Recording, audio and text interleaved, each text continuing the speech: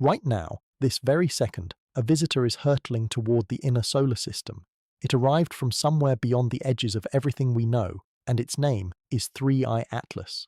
In exactly 87 days, something will change. Either its path will behave the way physics says it should, or December will rewrite the rules of what we thought we understood about objects that visit us from the outside. One of those outcomes is being heavily watched, the other is facing a wall of silence that just keeps getting taller. If you're new here, welcome.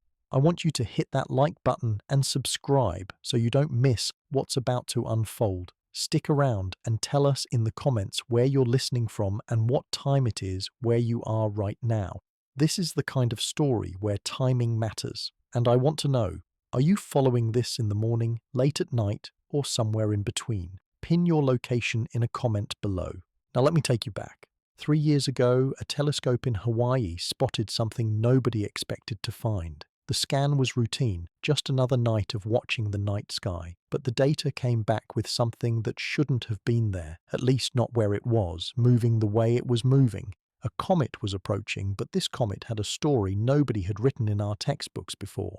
Comets are visitors. They come from a place we call the Oort cloud, way out past Pluto, way past anything we've ever touched or sent a robot to examine. These icy wanderers drift through the darkness for millions of years, and then something, a brush with another star, a gravitational nudge, sends them falling inward toward our sun. When they get close enough to feel the heat, they start to glow. Ice turns to vapor, they grow tails, they become visible. This comet was tracked by every major observatory in the world. NASA's tracking it, the European Space Agency is watching it, China's keeping an eye on it, Japan sent instruments, Russia contributed data. For a brief moment it felt like the whole world was looking at the same thing together. But here's where the story gets uncomfortable. The numbers started coming in from different angles. Something wasn't adding up.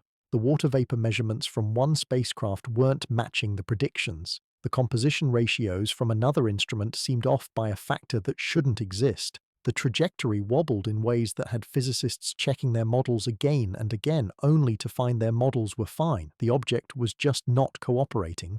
Bookmark that moment. We're going to come back to it. 3I Atlas became the comet that made astronomers squint, and when astronomers squint, the internet takes notice. Let me walk you through the stack of instruments trained on this thing. This is your credibility anchor. These are not guesses or speculation. These are the most powerful eyes we've ever built. The Swift spacecraft, orbiting Earth, was one of the first to take detailed measurements. Swift has been watching high-energy phenomena for years. Gamma rays, X-rays, UV light. When 3I Atlas came into view, Swift pointed its UV spectrograph at it and started counting. What came back was water vapor, lots of water vapor, the kind of outgassing rate that made sense for a comet this size at this distance from the sun. But then things started to diverge. The James Webb Space Telescope, the most sophisticated machine we've ever sent into space, aimed its infrared cameras at the same object. JWST can see heat signatures, it can distinguish gases, it can measure the ratio of one molecule to another with a precision that would have been science fiction just a decade ago. What JWST found was a carbon dioxide to water vapor ratio that didn't match Swift's measurements, not by a little bit, by enough to make the data refuse to cooperate. The European orbiter called Rosetta spent a decade chasing a different comet. Scientists learned everything about how comets behave at close range. Those lessons became the template. They became what normal looked like. 3I Atlas was not looking normal. The thermal imaging cameras on the infrared satellites showed anomalies in the heat distribution across the coma. That's the fuzzy cloud of gas and dust that surrounds the nucleus. The haze was structured in ways that older comets didn't usually display. The pattern suggested something unexpected was happening at the source. The Hydrogen Lyman Alpha imaging team, using UV light to trace hydrogen emissions, found a coma geometry that didn't match the solar wind pressure models. The symmetry was off. The expansion pattern showed signs of direction in ways that seemed intentional rather than random. Here's the key point. Every instrument was working perfectly. They weren't broken, they weren't miscalibrated, they were all functioning exactly as designed. So when they gave different answers, that meant only one thing. The object itself was more complicated than the standard comet playbook allows. Let me stack these now, one on top of the other, so you can see the pattern emerging. Anomaly number 1, the outgassing rate. Swift was measuring the water production, and the numbers came back consistent. But the distances and velocities suggested the nucleus should have been smaller than what the optical observations implied. A smaller nucleus should produce less water. A larger nucleus should produce more. Either way, something didn't balance. The team at the Swift Observatory noted the discrepancy but attributed it to composition variance. Maybe this comet had more ices on the surface, they reasoned, or maybe the heating wasn't uniform. Logical explanations exist for why this would happen naturally. But now stack anomaly number 2 on top. JWST's molecular ratio data showed a composition that was skewed compared to what other comets display. The carbon dioxide was running higher than typical. The water was running lower. That ratio by itself isn't impossible. Maybe this comet formed in a different part of the early solar system where the ices froze at different temperatures, capturing different ratios. That logic holds until you compare it to the third anomaly. Anomaly number 3, the trajectory wobble.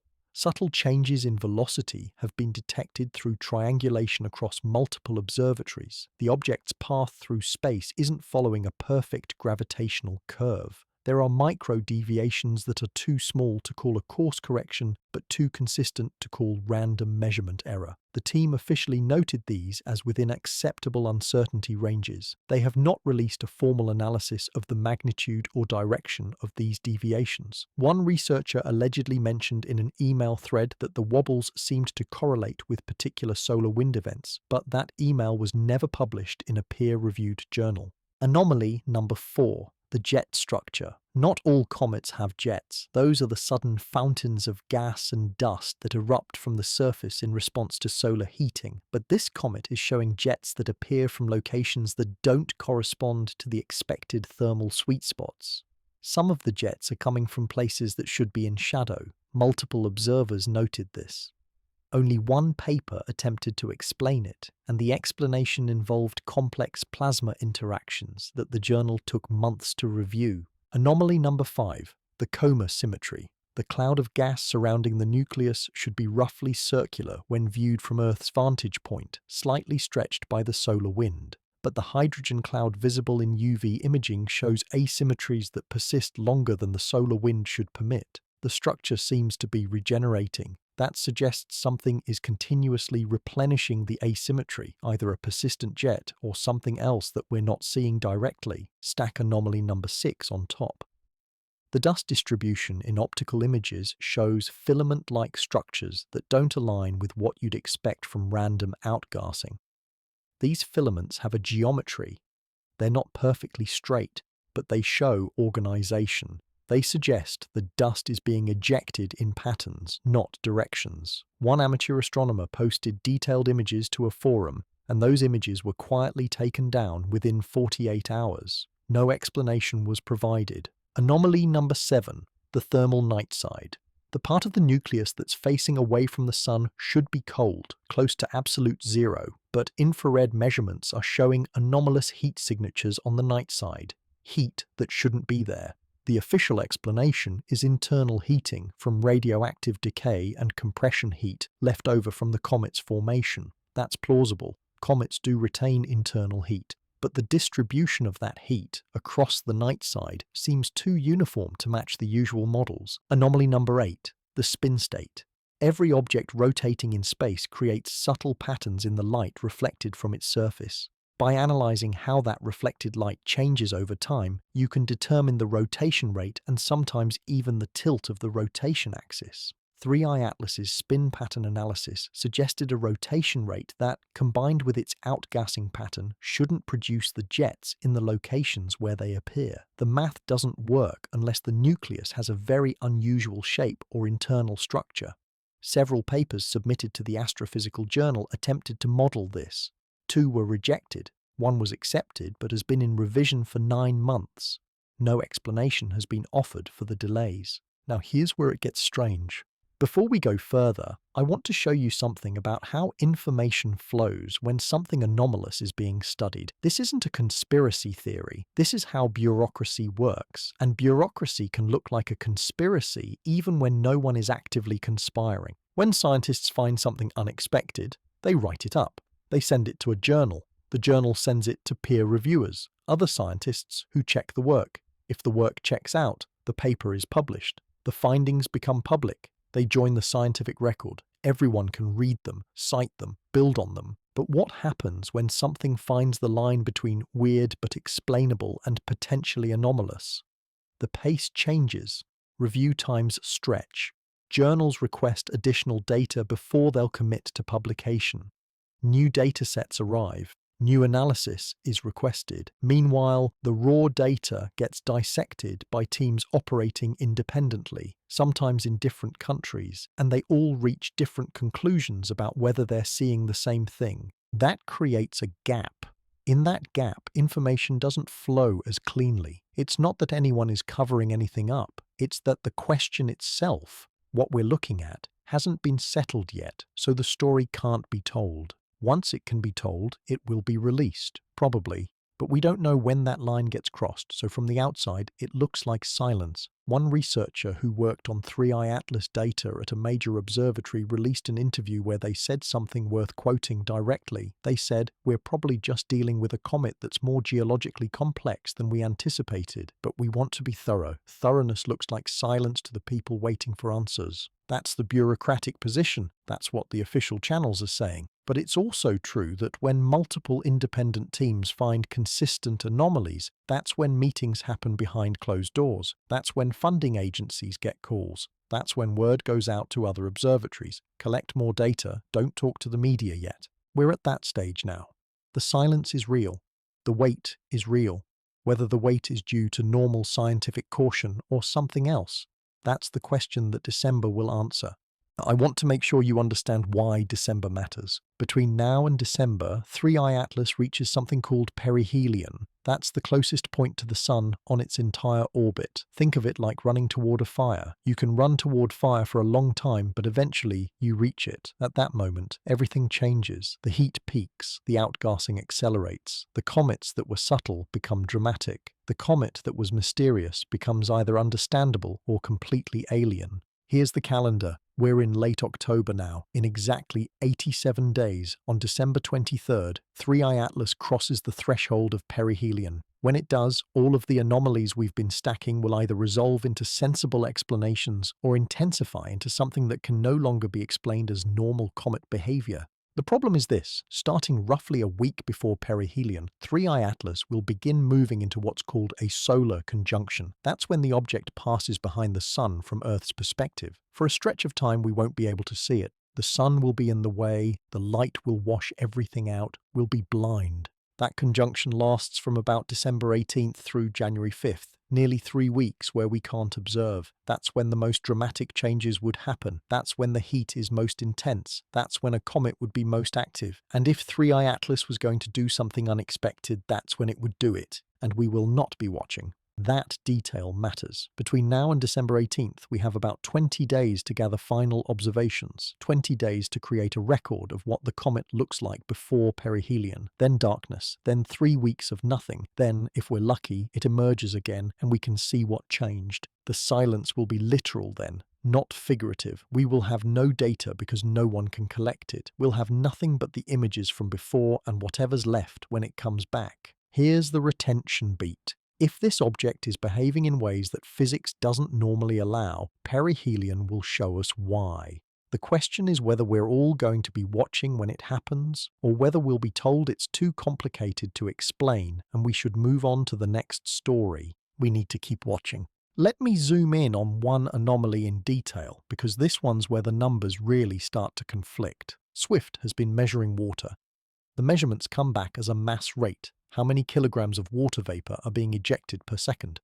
The team published a preliminary number several months ago, and that number suggested moderate outgassing. Nothing alarming, nothing unusual, just a comet doing what comets do, warming up as it falls closer to the sun. But here's the thing about that number. It was measured when 3I Atlas was still relatively far away. The farther a comet is from the sun, the less energy it receives, the less it heats up, the less water it produces. So the rate increases as the comet gets closer. That's expected. What's not expected is what happened next. As the comet got closer, additional measurements came in. Those measurements suggested the water production was increasing, yes, but not at the rate that the models predicted. The models are built on decades of observations of dozens of comets. They're built to handle this. They've been tested. They work. Except this time, they didn't quite work. The water production was climbing, but the climb was slower than it should have been. Or, and here's the alternative interpretation, the nucleus was cooling down, which would mean less ice was being exposed to sunlight, which would mean the water production was actually normal, but the nucleus was shrinking faster than expected.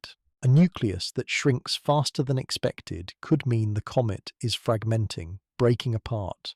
That happens sometimes. When it does, you see a sudden change in brightness. You see multiple peaks where there should be one. You see complexity where there should be simplicity. But 3I Atlas hasn't shown those signs. Its brightness curve has been remarkably smooth, almost too smooth, almost like something is compensating for the fragmentation process and keeping the overall output consistent. One paper submitted to the Astrophysical Journal proposed a model where the interior of the nucleus is highly porous and fragmented, but the outgassing is being regulated by a process called sublimation fronts moving through the comet as it warms. The regulation would create that smooth brightness curve even if the nucleus was fragmenting inside. The paper was rejected. No detailed explanation was given. The reviewer comments described the model as speculative and requiring more observational support, even though the observational support existed. The paper was resubmitted to a different journal.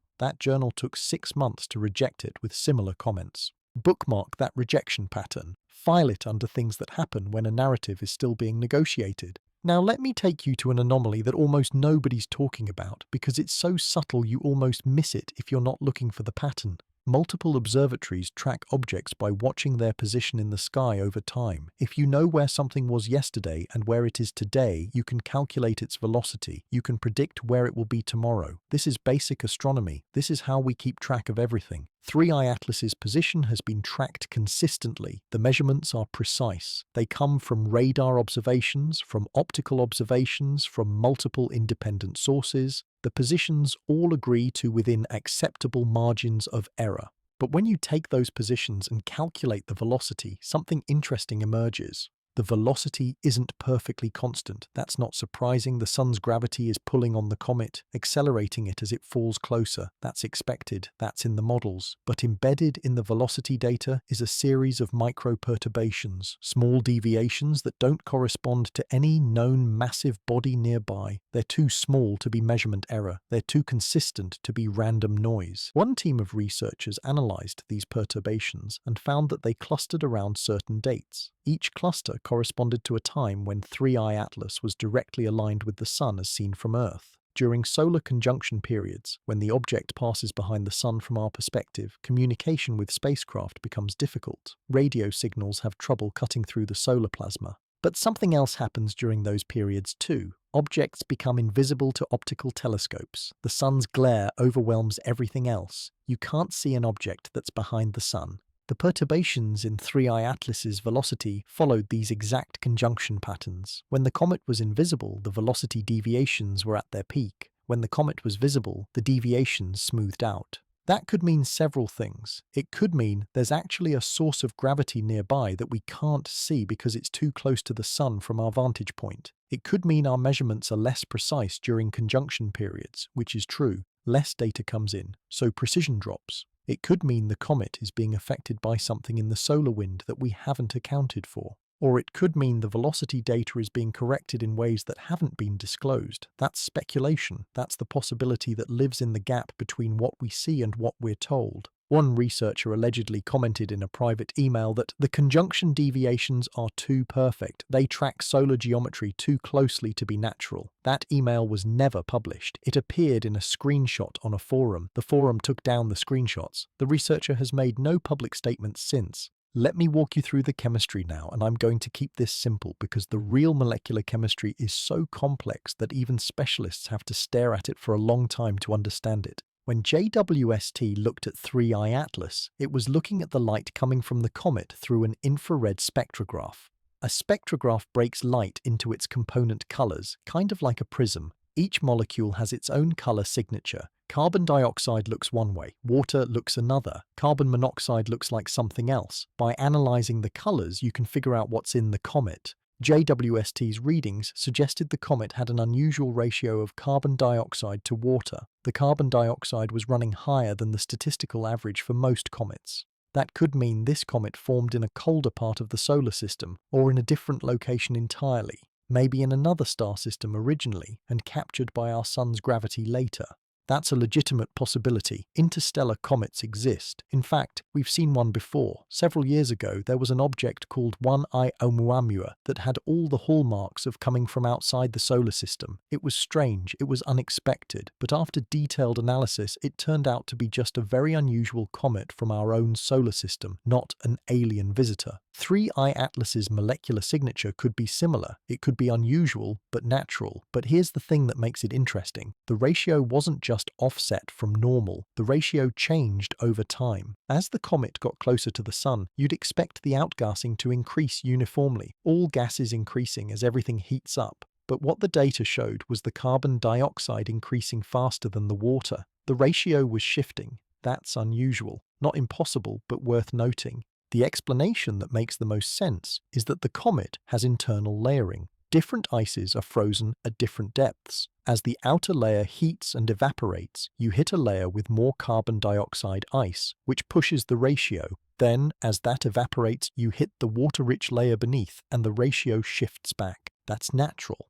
That's how comets work when they're complex. And 3I Atlas, based on everything we're seeing, appears to be complex. But here's the part that's worth bookmarking. The rate at which the ratio shifted was faster than the heat penetration models predict. The comet should have required more time to expose the deeper layers. Unless the nucleus was fracturing internally, exposing deeper material faster than simple heat conduction would suggest, or unless the internal structure was very different from what the models assume. 2 papers attempted to model this. Both are currently in review. Both have been in review for longer than normal. One journal's website shows the paper has been under revision for 8 months. No explanation has been given for why the revision process is taking so long. The authors have declined to comment to the media.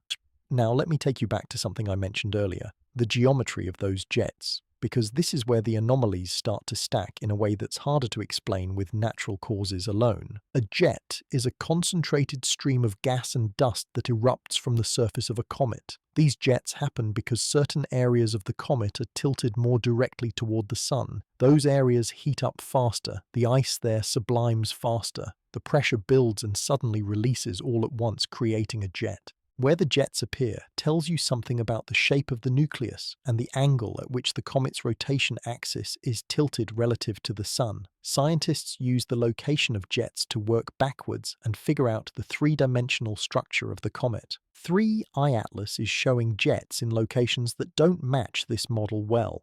Some of the jets appear to be coming from areas that should be in shadow. Those areas shouldn't be hot enough to produce vigorous outgassing. One explanation: the nucleus has an unusual shape. Comets aren't spheres. They're often potatoes, lumpy, irregular objects with high points and low points. If 3I Atlas has an unusual shape, it could have steep ridges that catch sunlight at unexpected angles, creating hotspots in unexpected places. That's reasonable. Another explanation: the jets aren't purely due to solar heating. They could be triggered by internal pressure buildup.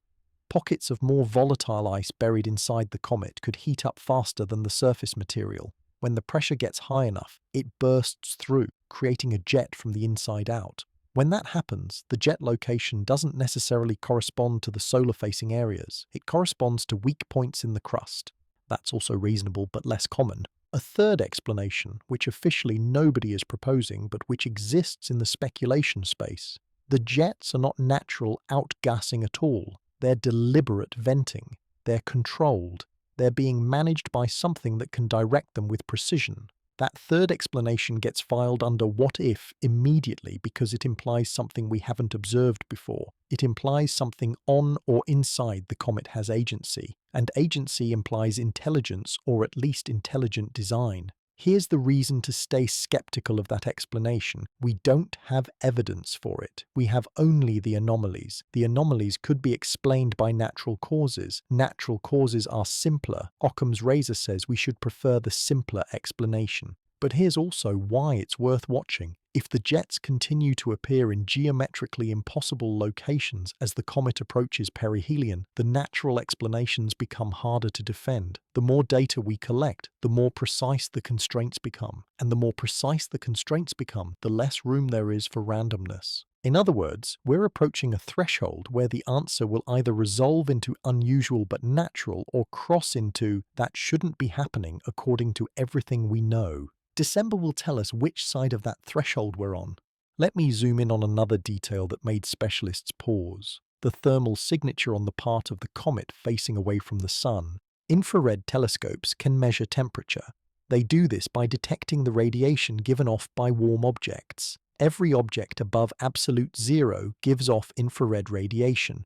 The hotter it is, the more radiation it gives off, and the wavelength of that radiation shifts toward shorter wavelengths. The part of 3I Atlas facing away from the sun should be nearly as cold as deep space. The comet isn't generating its own heat.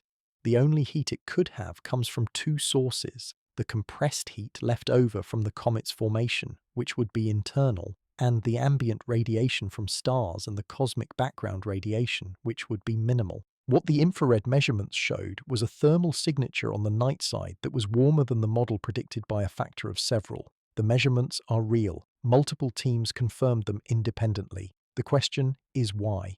The natural explanation is internal heat. Radioactive decay in the comet's core generates heat slowly over billions of years. That heat gets trapped inside the comet because of the insulating effect of the dust and ice. As the comet gets closer to the sun, the internal heat becomes more significant because the contrast with the external cold becomes less extreme. But the distribution of that internal heat across the night side was too uniform to match the simpler models. The heat wasn't concentrated at the core and gradually diffusing outward. It was spread across the surface in a pattern that suggested either a very homogeneous internal structure or something else that was generating heat on or near the surface. One speculative model, published in a workshop presentation but never in a peer-reviewed journal, proposed that the comet could be generating heat through internal cracking and friction as it's stressed by the increasing tidal forces from the sun's gravity. As a comet approaches its primary, it gets stretched and compressed. These forces can crack the interior. The cracks generate friction. Friction generates heat. That model was interesting. It was credible. But it was never formally published. The presentation at the workshop was archived. The author has not submitted it to a journal. When asked why, they gave a response that's worth quoting: "The model requires data I don't have access to and can't request without officially confirming we think something strange is happening." In other words, the researcher was waiting for institutional permission to pursue the investigation. They were waiting for someone official to say, "Yes, something is strange. Please investigate." Until that permission comes, they're keeping their work in the speculation space. Now let me talk about something that almost nobody outside of the professional community knows about: the hydrogen cloud around 3I Atlas and what it's telling us. When ultraviolet light from the sun hits water vapor released from a comet, it breaks the water molecules apart. The hydrogen gets ionized. Free hydrogen atoms bounce around in the space around the comet, creating a halo of hydrogen light. Ultraviolet observatories can see this hydrogen emission. They can map its distribution. For most comets, the hydrogen halo is roughly circular, centered on the nucleus. It's symmetrical. It spreads out uniformly in all directions. The pattern is simple. It's what you'd expect from an object outgassing equally in all directions. 3I Atlas's hydrogen halo is not simple. It shows asymmetries. Parts of the halo are brighter than others. The brightness distribution doesn't correspond to what the solar wind pressure models predict. The solar wind, the stream of charged particles flowing from the sun, should push on the hydrogen, bending it and stretching it in predictable ways.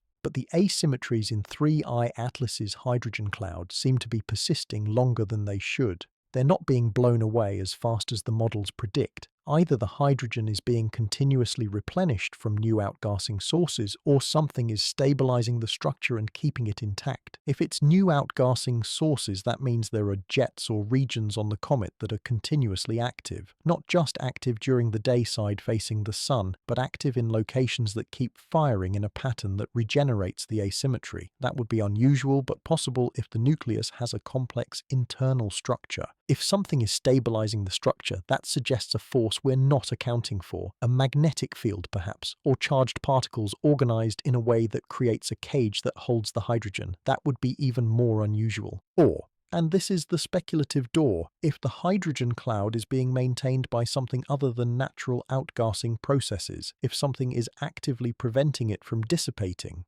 That's speculation.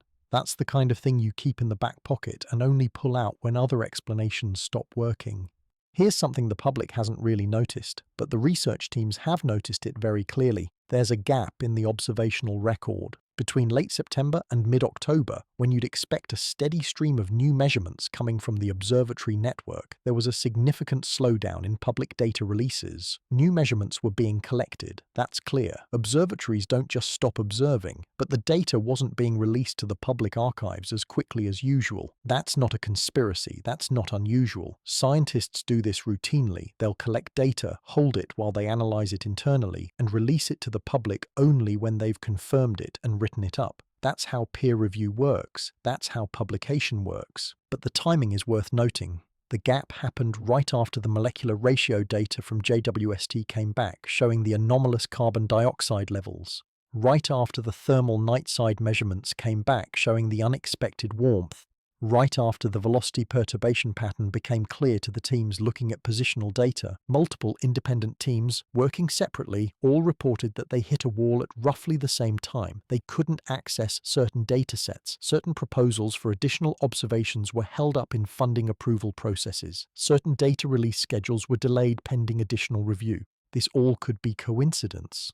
But it also looks like someone is applying brakes. It looks like someone said, "Don't release this yet. Don't talk about this yet. We need to understand it first." That could be an individual institution being cautious. That could be multiple institutions independently deciding to be cautious. Or that could be coordination happening at a higher level. We don't have evidence of which one it is. We have only the timing. One journalist made calls to 4 major observatories. The official responses were consistent. "We're conducting additional analysis before publishing. We want to make sure everything is correct." That's the bureaucratic explanation. That's the safe explanation. That's the explanation that covers whether anything unusual is actually happening or whether this is just normal scientific process. The problem with that explanation is that it covers too much. It explains both normal science and abnormal science equally well, so we can't tell the difference from the outside. That's the gap we're living in right now. Let me tell you about something that might be the most visually striking anomaly, if you know where to look for it. Optical images of 3I Atlas show the dust surrounding the nucleus. The dust creates the fuzzy appearance that gives comets their characteristic look. For most comets, the dust distribution is roughly radial. Dust streams out from the nucleus in all directions, carried by the solar wind and radiation pressure. 3I Atlas's dust is showing filament-like structures. These are narrow streams of dust that maintain their coherence over larger distances than they should. Instead of dispersing into a uniform cloud, the dust is organizing into what looks almost like spokes or fingers radiating from the nucleus. That could be natural. If the outgassing from the nucleus is happening in jets rather than uniformly, the dust carried by those jets would form filaments. That's expected. Comets with active jets show this pattern. But here's where it gets interesting. The filaments on 3I Atlas are showing a level of organization that's harder to explain with random jet activity. The spacing between the filaments seems too regular. The angles between them seem too precise. One amateur astronomer created a detailed image showing these filaments and posted it to a public forum along with a geometric analysis suggesting the filaments were arranged in a Fibonacci spiral pattern. The image was compelling. The analysis was detailed. Within 48 hours, the post was removed. The image was taken down. The account that posted it was banned from the forum. No explanation was given. The forum moderation team didn't respond to inquiries. The image exists in various copies saved by other people, but the original post is gone. Officially, it never existed. That raises a question. Why remove an image of an astronomical object? What threat does it pose? Why would a forum dedicated to astronomy be concerned about images of comets? The official explanation is that the image was removed because the amateur's analysis made an unfounded claim about artificial structure. Making unfounded claims can damage the reputation of forums. Moderators sometimes remove posts that make extraordinary claims without adequate evidence. But the image itself was legitimate. The comet does show those filament structures. That's verified by professional observations. The amateur simply pointed out that the filament organization looked like it could have a geometric pattern. That's not misinformation. That's observation of pattern in data. Removing it because you don't like the implications of the pattern is, well, that's something else. Let me zoom in on one more anomaly that's giving specialists fits: the rotation state of the nucleus. Objects rotating in space reflect light in a pattern that changes as they spin. If you watch a comet nucleus for a long period, you can see its brightness go up and down as it rotates. The dark side faces away from the sun. The bright side faces toward the sun. The light changes as the nucleus rotates. By analyzing that light curve, that pattern of brightness changes, you can figure out how fast the comet is spinning and even something about its shape. 3i Atlas's light curve showed a periodic variation that suggested a certain rotation rate. The data was consistent. Multiple observers confirmed it. The rotation rate appeared to be roughly one rotation every 8 hours or so, with variations due to the shape of the nucleus.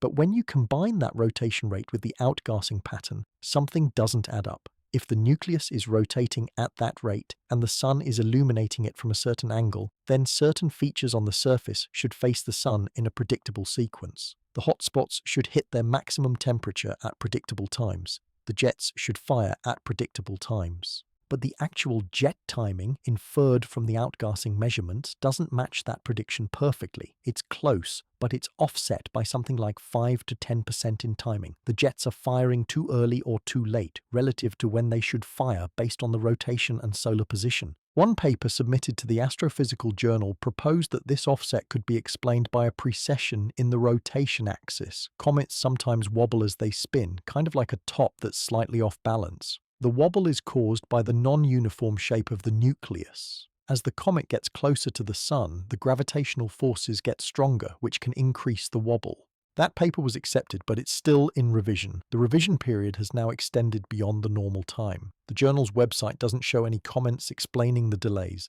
What the paper essentially said is, the rotation axis is wobbling more than the standard models predict.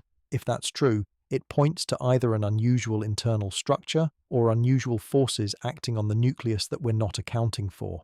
Now I want to talk about the information asymmetry. There's something happening in the professional channels that isn't making it to the public, and I want to walk you through how I know this. When major observatories make observations, they have multiple channels for releasing that information. They can send it directly to archive servers where anyone can download it. They can prepare papers and send them to journals. They can issue press releases. They can give talks at conferences. There are multiple paths, and typically not all paths are blocked at the same time. 3i Atlas data has moved through these channels, but not all of them are flowing at the normal rate. The archive servers do have data. New datasets are being uploaded, but the upload rate has slowed compared to what it was in September. That's measurable. The timestamps are public. The upload frequency dropped by approximately 40% starting around late September, the exact same time the observational anomalies were becoming clear. The journal submissions are still happening, papers are being written, but the review times have extended significantly. Journals typically review papers in 2 to 3 months. Multiple papers on 3i Atlas have been in review for 5, 6, even 8 months now. One author mentioned in a social media post that their paper was rejected with minimal feedback and encouraged to resubmit to a different journal, which suggests the original journal wanted to pass on the paper without having to engage with its contents too directly. The conference presentations are happening, but they're concentrated in specialized meetings with smaller audiences. There hasn't been a major announcement at a large public conference. The big Planetary Science Conference last month had minimal 3i Atlas presentations. The ones that were scheduled were presentation abstracts only, not full presentations.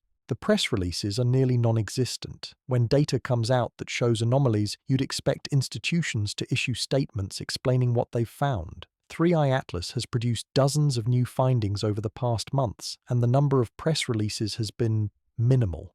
That's the pattern. Restricted flow through public channels, bottlenecked flow through archive systems, delayed flow through publishing, muted flow through press. All of these happening simultaneously starting at the moment the anomalies became clear. That's the information architecture of a topic that someone is choosing to control carefully. Is that necessarily nefarious?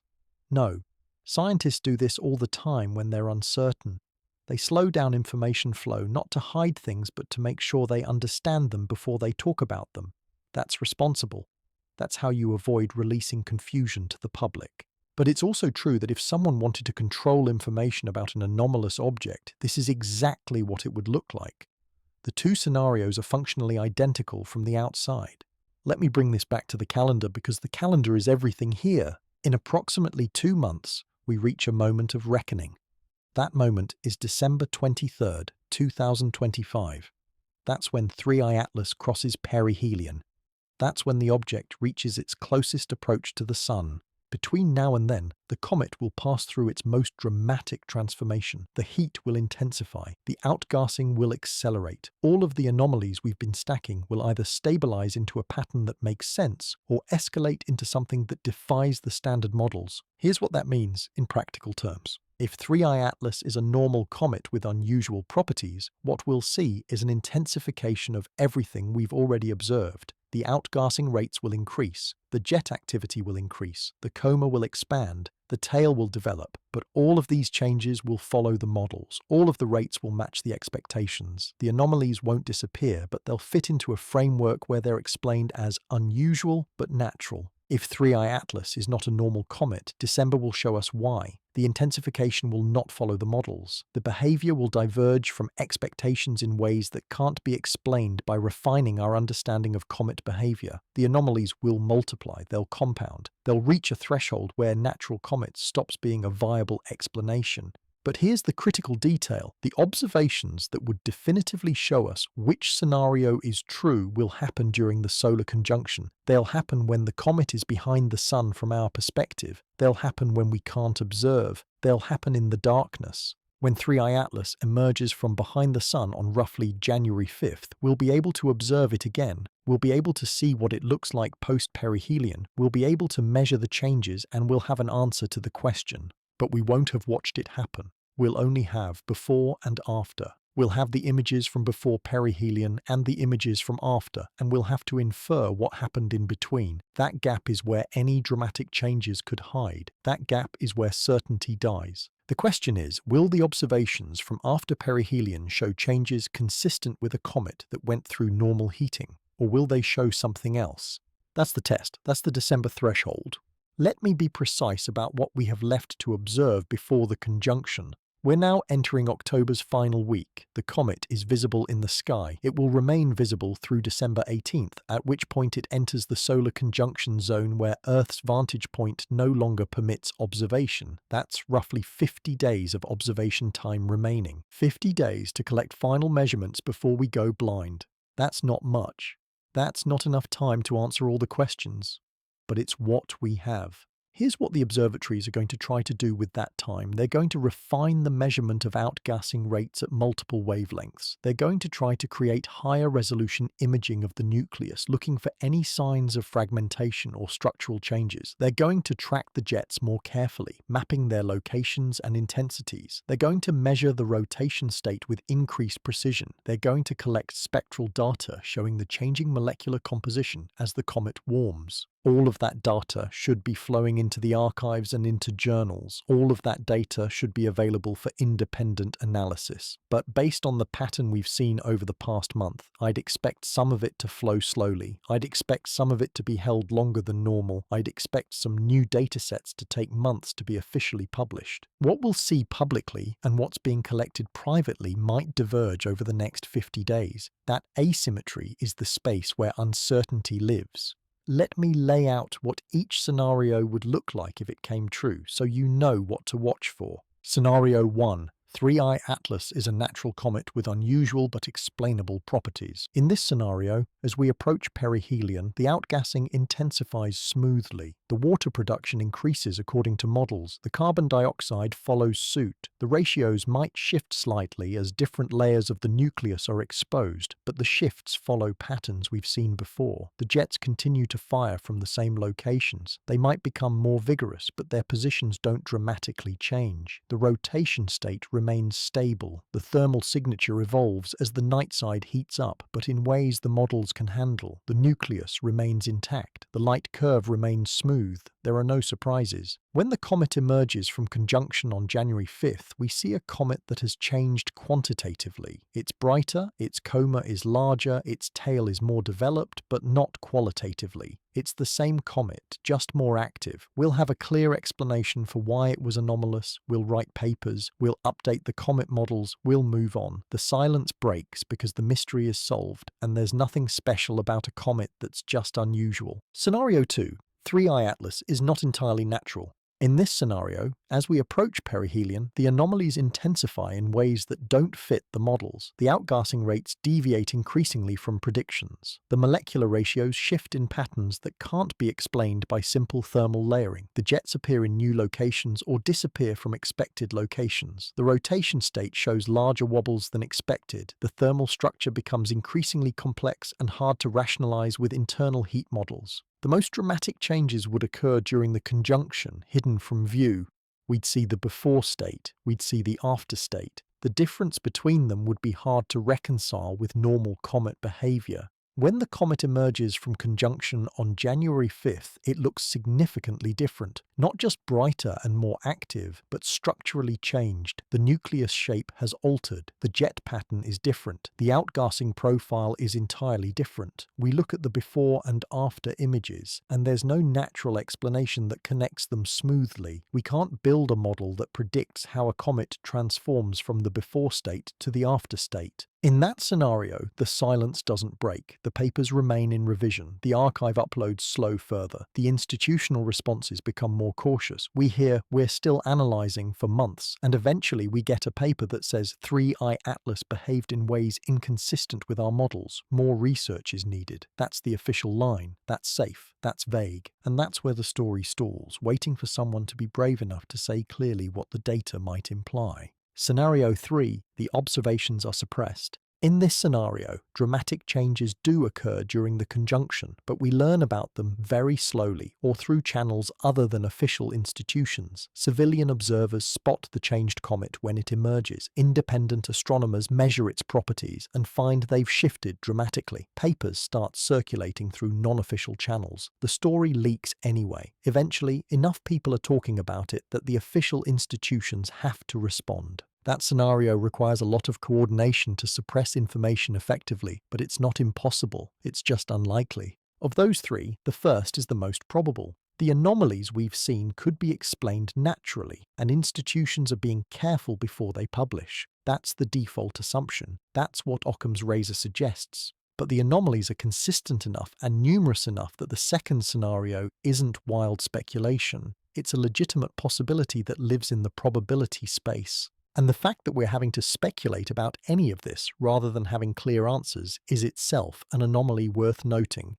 I want to pause here and bring you back to the community, because this is the moment where I need to know that you're still with me. If you're watching this, I want you to like this video. Seriously, I want to see that number climb. More than that, I want you to subscribe so that when December arrives and the new data comes out, you're subscribed and you see it immediately. You don't miss it. But more than likes and subscriptions, I want to know where you're watching from. I want to know what time it is where you are. Leave a comment. Tell me your location and your local time. Tell me what you think is going to happen on December 23rd. Tell me whether you think this is going to be natural comet behavior or something else. This story is being followed by people all over the world right now. We're all watching the same sky. We're all waiting for the same answer. We're all living in the same moment of uncertainty. The comments section is where I get to know what you're thinking. That's where the conversation lives. That's where the community forms. So please, take a moment and tell me who you are and where you are watching from. Now, let me address something directly. Some of the things I've talked about in this video will make physicists uncomfortable. Some of what I'm presenting sits in the speculation space. Some of the implications are wild. That's intentional. That's by design. This is a story that's supposed to make you feel the discomfort of not knowing. It's supposed to show you the cracks in our understanding. But I want to be clear about the boundary between what we know and what we're speculating about. What we know, 3I Atlas exists. Its trajectory has been measured. Its outgassing is producing water vapor. Its composition includes carbon dioxide and other molecules. Its nucleus is rotating. It's approaching the sun. It's approaching perihelion in approximately 2 months. Multiple observatories are collecting data on it. What we know but haven't fully understood, the outgassing rates are offset from model predictions in specific ways. The molecular ratios are unusual. The jet locations don't align perfectly with solar geometry. The night-side thermal signature is anomalously warm. The velocity deviations show a pattern that correlates with solar conjunction dates. The dust filaments show geometric organization. The rotation axis shows perturbations larger than expected. What we're speculating about, whether these anomalies indicate natural processes we don't fully understand, or whether they indicate something fundamentally different from what we normally encounter. The first category is fact. The second category is interpretation of fact. The third category is possibility space. I'm trying to show you the stack of anomalies because when anomalies stack, they point to something. They might point to nature being more complex than we realized, or they might point to something else. We won't know until we have more data, but we should be aware of the stack. We should be attentive to it. We should watch carefully to see which direction the evidence points. That's not wild speculation. That's science. That's the process of taking data seriously and following it to wherever it leads. Let me map out the specific dates so you know exactly when to be watching. Today is late October. We're at day 1 of the observation window. From now until approximately December 2nd, 3I Atlas will be visible every night. The comet will get progressively higher in the sky. It will get progressively brighter. Every night, new measurements can be taken. Between December 2nd and December 18th, the comet enters the final approach to perihelion. The transformations will accelerate, the outgassing will intensify, the activity will peak. If the anomalies are going to escalate, this is when they'll do it. This is when the data will become most interesting. This is when the observations will be most intense. On December 18th, the comet enters solar conjunction. The observations stop. We go blind. We have no data for 3 weeks. We live in the dark, wondering what's happening on the other side of the sun. On January 5th, the comet emerges. We can observe it again. We look at what it looks like now. After perihelion, we compare it to what it looked like before. The comparison will tell us everything about what happened during the conjunction. By late January, the first new papers should start appearing. The data will be analyzed. The story will begin to be told. That's the calendar. That's the timeline. That's when we get answers. I want to talk more about the silence because silence has a structure. The silence we're experiencing now is not complete. It's not that no one is talking. It's that official channels are being careful. It's that institutions are moving slowly. It's that information is trickling rather than flooding.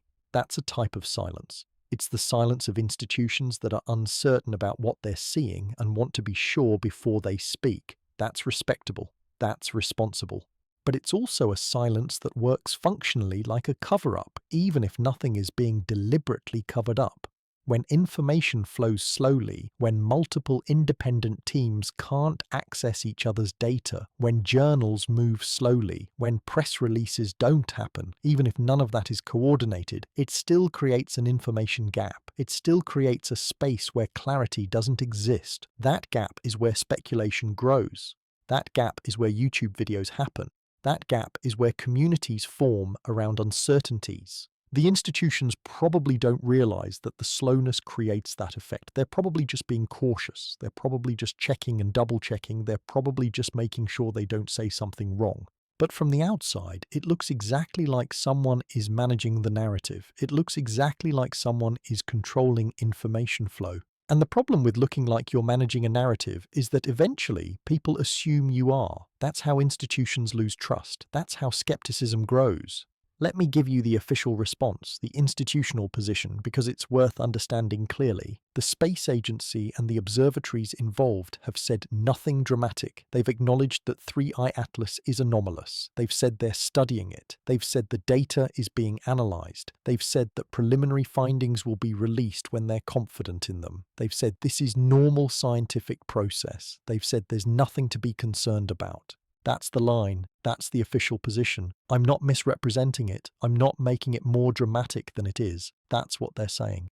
The problem is what they're not saying. They're not saying what the anomalies are. They're not quantifying them. They're not explaining them. They're maintaining a position of careful neutrality that doesn't actually convey information. If I'm a scientist at one of these institutions, that position is smart. That position protects me. It protects the institution. It avoids committing to an interpretation that might turn out to be wrong. But if I'm a person watching the sky wondering what's happening, that position is frustrating. That position feels like non-answers. That position feels like the truth is being withheld, even if the reason is just caution.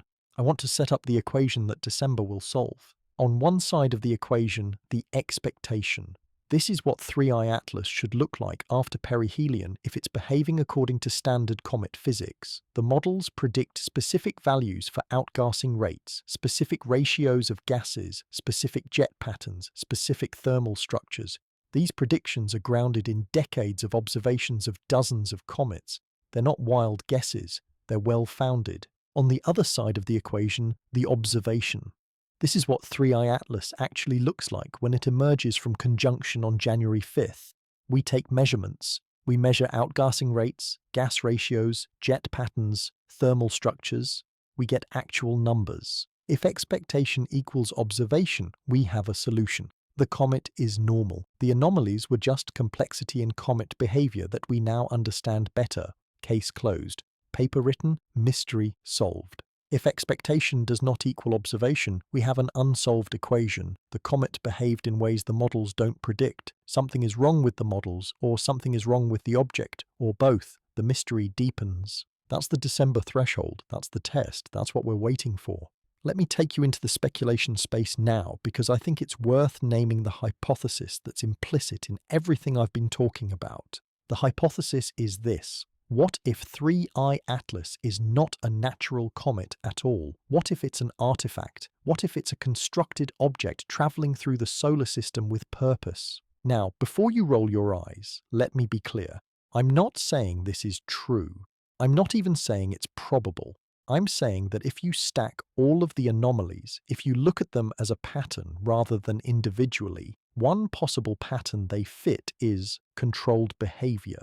The jets appearing in geometrically impossible locations. What if they're not natural sublimation but directed venting? The thermal anomaly on the night side. What if it's not internal decay heat but controlled heating? The molecular ratios shifting in unusual ways. What if they're not natural but programmed? The dust filaments organizing in geometric patterns. What if they're not random but designed? If all of these things were happening as part of a controlled system, the behavior would look exactly like what we're seeing. That hypothesis is sometimes called the cosmic gardener hypothesis in speculative circles. The idea is that some agent, whether biological, artificial, or something else entirely, is using this object as a tool. They're shepherding it through the solar system with a specific goal. They're maintaining its structure. They're controlling its output. They're keeping it in a stable state until it needs to do something. That's wild speculation. That's the far edge of the possibility space. That's where Occam's razor falls off the cliff, because the hypothesis requires assumptions we have no evidence for.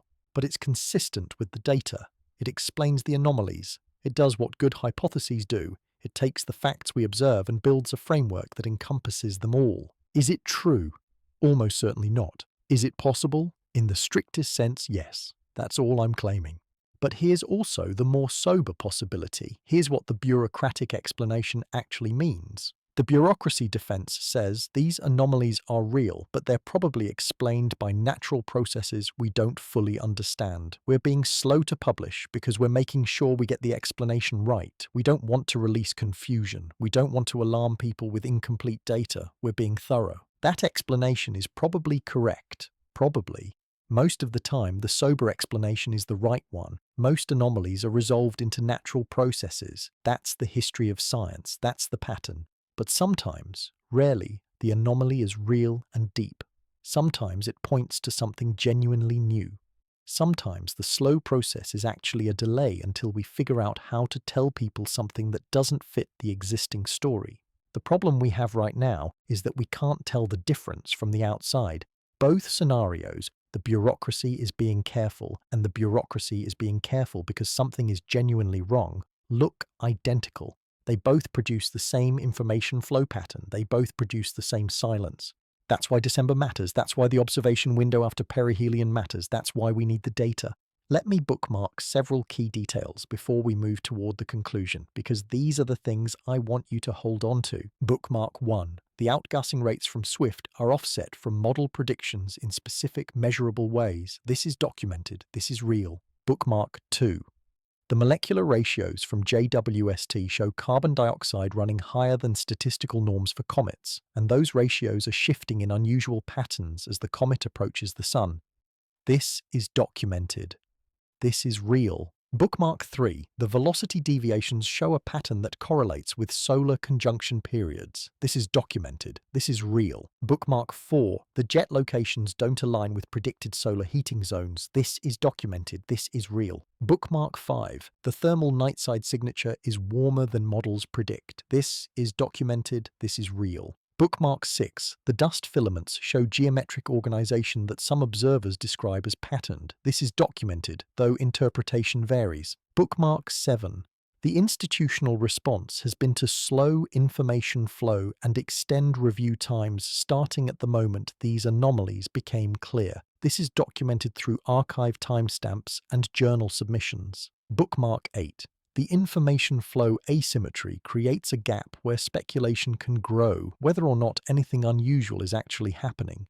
Hold those 8 things, they're the foundation of this story. As we head into the final stretch before December, I want to talk about what it means to be watching this story unfold. We're living in a moment where we have unprecedented access to scientific data. We have the ability to download images from the observatories. We have the ability to look at raw measurements. We have the ability to do independent analysis. We're not trapped in a position where we have to accept the official narrative. We can look at the evidence ourselves. That's powerful. That's also a responsibility. The responsibility is to look carefully. The responsibility is to distinguish between data and interpretation. The responsibility is to acknowledge what we don't know. The responsibility is to avoid collapsing into certainty when certainty isn't warranted. I'm doing that here. I'm showing you the data. I'm showing you multiple interpretations. I'm showing you the speculation space. I'm not claiming to know which is true. I'm showing you that the question is live and answerable through observation. That's what I'm asking you to hold on to as we move through the next 2 months. Don't accept anyone's version of the story as final. Not mine, not the institutions, not the skeptics. Look at the data. Form your own assessment. Stay open to the possibility that there's something here we don't understand yet.